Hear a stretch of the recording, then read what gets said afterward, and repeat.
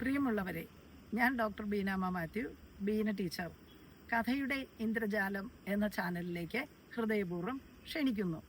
കഥയുടെ ഇന്ദ്രജാലത്തിൻ്റെ 5 അധ്യായങ്ങൾ സ്നേഹത്തിൻ്റെ, സ്വപ്നത്തിൻ്റെ, ഓർമ്മയുടെ, കാഴ്ചയുടെ, മനസ്സിൻ്റെ ഇന്ദ്രജാലങ്ങളെക്കുറിച്ചായിരുന്നു. അടുത്ത അധ്യായം എൻ്റെ നാടിനെക്കുറിച്ചാണ്. എൻ്റെ ഗ്രാമത്തെക്കുറിച്ച് പറയുന്നതിന് മുമ്പ് ആമുഖമായി ചിലത് പറയുവാനുണ്ട്. ഞാൻ ജനിച്ചത് അമ്മയുടെ നാടായ തലയോലപ്പറമ്പിലെ കാലായിൽ വീട്ടിലാണ്. തലയോലപ്പറമ്പ് പള്ളിക്ക് മുൻപായി ചെറിയൊരു വളവ് കഴിഞ്ഞ് റോഡരികിലായിരുന്നു ആ വീട്. അതുവഴി യാത്ര ചെയ്യുമ്പോഴൊക്കെ ഞാൻ ജനിച്ച വീടാണെന്ന് ചൂണ്ടിക്കാട്ടി ഉത്സാഹത്തോടെ പറയുമായിരുന്നു. കഴിഞ്ഞ കുറച്ച് നാളുകൾ മുമ്പ് വരെ ആ വീട് അതേപോലെ തന്നെ അവിടെ നിലനിന്നിരുന്നു. എന്നാൽ ഇന്ന് അവിടെ പറമ്പ് മാത്രമേ അവശേഷിക്കുന്നുള്ളൂ. വീടിൻ്റെ ഇടതുവശത്തെ വീട് പാറയിലെ വല്യപ്പൻ്റെയും വലതുവശത്തെ വീട് വെള്ളാപ്പള്ളിയിലെ വല്യപ്പൻ്റെയുമായിരുന്നു.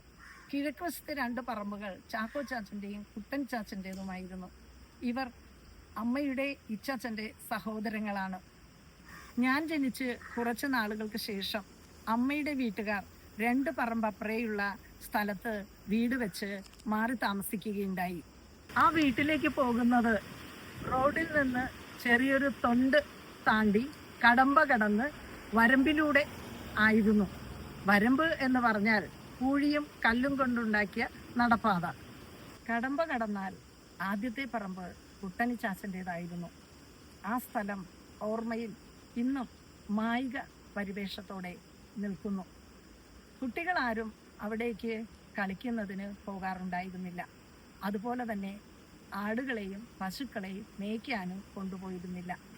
മൃഗങ്ങൾ പലപ്പോഴും അടികിട്ടി വീണതുപോലെ മരിച്ചു കിടക്കാറുണ്ടായിരുന്നു എന്ന് പറഞ്ഞു കേട്ടിട്ടുണ്ട്. അവിടെ കല്ല് വെട്ടാങ്കുഴിയുണ്ടായിരുന്നു. ഒരിക്കൽ കല്ല് വെട്ടിക്കൊണ്ടിരുന്ന പണിക്കാരൻ തൂമ്പ ഏതോ ലോഹത്തിൽ മുട്ടുന്ന ശബ്ദം കേട്ട് നോക്കിയപ്പോൾ മഞ്ഞ നിറത്തിലുള്ള തിളങ്ങുന്ന ഏതോ ഒരു വസ്തു കാണുകയും ബോധം കെട്ട് വീണ് കിടപ്പിലാവുകയും ചെയ്തു. അന്നൊക്കെ നിധി കുടത്തിനകത്തോ ലോഹപാത്രങ്ങളിലോ കുഴിച്ചിടുന്ന പതിവുണ്ടായിരുന്നു. പഴമക്കാർ പറയാറുണ്ടായിരുന്നു, ഈ നിധി കാക്കുന്നത് ഭൂതങ്ങളാണെന്ന്. അതുകൊണ്ടായിരിക്കാം പെട്ടെന്ന് തന്നെ ആ മഞ്ഞ ലോഹം തിളക്കത്തോടെ കാണുകയും എന്നാൽ അപ്രത്യക്ഷമാവുകയും ചെയ്തതായി കല്ലുവെട്ടുകാരൻ പറഞ്ഞത്. CV രാമൻപിള്ളയുടെ ധർമ്മരാജ എന്ന ചരിത്ര നോവലിൽ ചന്ദ്രക്കാരൻ എന്നൊരു കഥാപാത്രമുണ്ട്. ധനത്തോട് അത്യാർത്തിയുള്ള കഥാപാത്രം.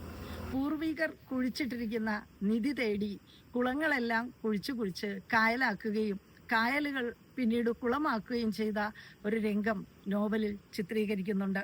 ഈ കുഴിയും അതുപോലെ തന്നെ നിധി കാക്കുന്ന ഭൂതവുമൊക്കെ എന്നെ ആ ഓർമ്മകളിലേക്കാണ് കൊണ്ടുപോയത്.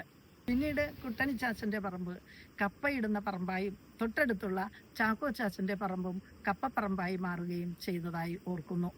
അത് കഴിഞ്ഞായിരുന്നു അമ്മയുടെ വീട്.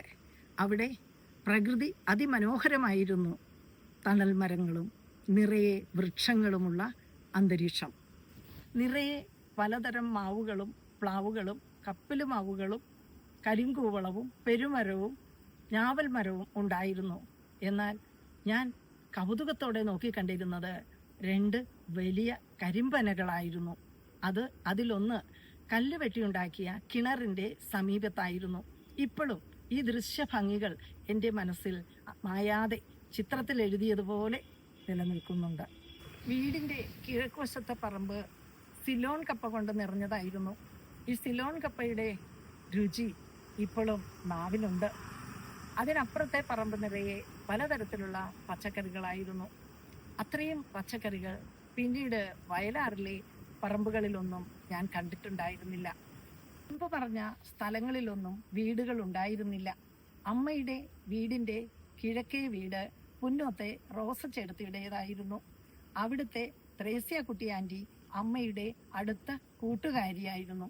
ഇപ്പോഴും കുഞ്ഞുഞ്ഞേട്ടനും ത്രേസ്യാക്കുട്ടി ആൻറ്റിയും അമ്മയുമായുള്ള സൗഹൃദം തുടരുന്നു. ത്രേസ്യാക്കുട്ടി ആൻറ്റിയുടെ മകൾ റോസലി എൻ്റെ കൂട്ടുകാരിയായിരുന്നു. അതുപോലെ റോയിച്ചൻ എന്ന റോസലിയുടെ അനിയനെയും ഓർക്കുന്നുണ്ട്. പടിഞ്ഞാറ് വശത്തെ വീട് പടിഞ്ഞാറേക്കുറ്റിയതായിരുന്നു. അവിടുത്തെ ഏലിച്ചേട്ടത്തി അമ്മച്ചിയുടെ ബന്ധുവും എൻ്റെ ചന്തേലമ്മയുടെ വളരെ അടുത്ത കൂട്ടുകാരിയുമായിരുന്നു. മറിയച്ചേട്ടത്തി എന്ന് വിളിച്ച് വീട്ടിലേക്ക് വരുന്ന ആ അമ്മച്ചിയെ ഇപ്പോഴും ഞാൻ ഓർക്കുന്നു. എൻ്റെ കസിനായ ചെറിയാച്ചനും കൂട്ടുകാരുമൊത്ത് മഠത്തിൽ സിസ്റ്റർമാരെടുത്ത് പാട്ടും ഡാൻസും പഠിക്കുന്നതിനും കളിക്കുന്നതിനും പോയതായിട്ടുള്ള ഓർമ്മകളുണ്ട്. മഠത്തിലെ പൂക്കളുടെ ഭംഗി ഇന്നും കൺമുന്നിലുണ്ട്. ബന്ദിപ്പൂക്കളും കോഴിവാലൻ പൂക്കളും ബോൾസം പൂക്കളും വാടാമല്ലി പൂക്കളും.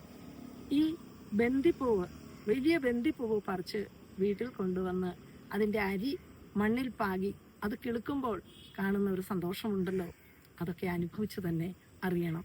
അങ്ങനെ നിരവധി ഓർമ്മകളുടെ കുട്ടിക്കാലമായിരുന്നു എൻ്റെ അമ്മ വീട്ടിലേത്. അമ്മയുടെ മൂത്ത ആങ്ങളയെ അച്ഛൻ എന്നാണ് വിളിച്ചിരുന്നത്. അച്ഛൻ താമസിച്ചിരുന്നത് ഉമ്മാകുന്ന് എന്ന സ്ഥലത്താണ്.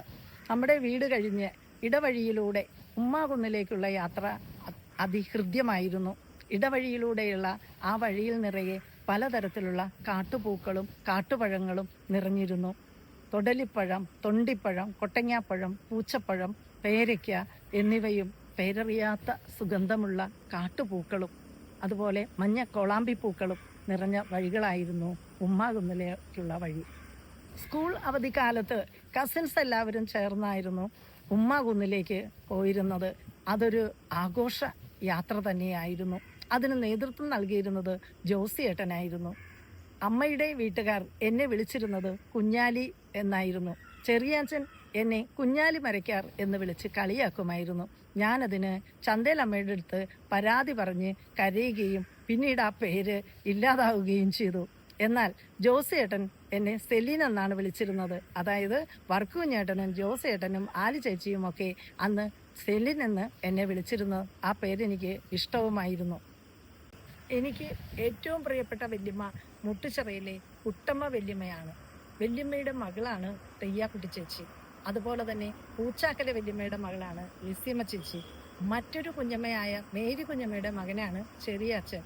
അതുപോലെ അമ്മയുടെ മൂത്ത സഹോദരൻ്റെ മക്കളാണ് ആലി ചേച്ചിയും വർക്കുഞ്ഞേട്ടനും ജോസിയേട്ടനും ഇലോ ചേച്ചിയും ഒക്കെ.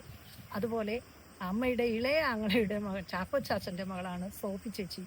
ഇത്രയും കസിൻസ് ഒത്തുള്ള അവധിക്കാലങ്ങളും ഞങ്ങളുടെ ഓർമ്മകളും മനസ്സിൽ നിന്ന് മായാത്ത അനുഭവമാണ്. അന്ന് കിട്ടിയ ആ നിറഞ്ഞ സ്നേഹം, അതാണ് പിന്നീട് എന്നിലെ സ്നേഹത്തിൻ്റെ അളവിനെ കൂട്ടുകയും അത് എത്രമാത്രം വിലപ്പെട്ടതാണെന്ന് ഞാൻ ഉൾക്കൊള്ളുകയും ചെയ്തത്. MC തിയേറ്ററിൽ തറവാട്ടമ്മ സിനിമ കണ്ടതിനെക്കുറിച്ച് കഴിഞ്ഞ അധ്യായത്തിൽ പറയുകയുണ്ടായി. പിന്നീട് നിരവധി ചിത്രങ്ങൾ ഈ തിയേറ്ററിൽ കണ്ടതായി ഓർമ്മയുണ്ട്. ചന്തേലമ്മയെക്കുറിച്ച് ഞാൻ പറയുകയുണ്ടായി. അമ്മയെക്കുറിച്ച് ഒരധ്യായം മുഴുവൻ പറഞ്ഞാലും ഒന്നുമാവുകയില്ല. അതോടൊപ്പം തന്നെ ചന്തയിലെ ഇച്ചാച്ചനെ കുറിച്ചും അത് തുടർന്നുള്ള അധ്യായങ്ങളിൽ പങ്കുവയ്ക്കാം. ഇനി എൻ്റെ നാട്ടിലേക്കുള്ള യാത്രയാണ്.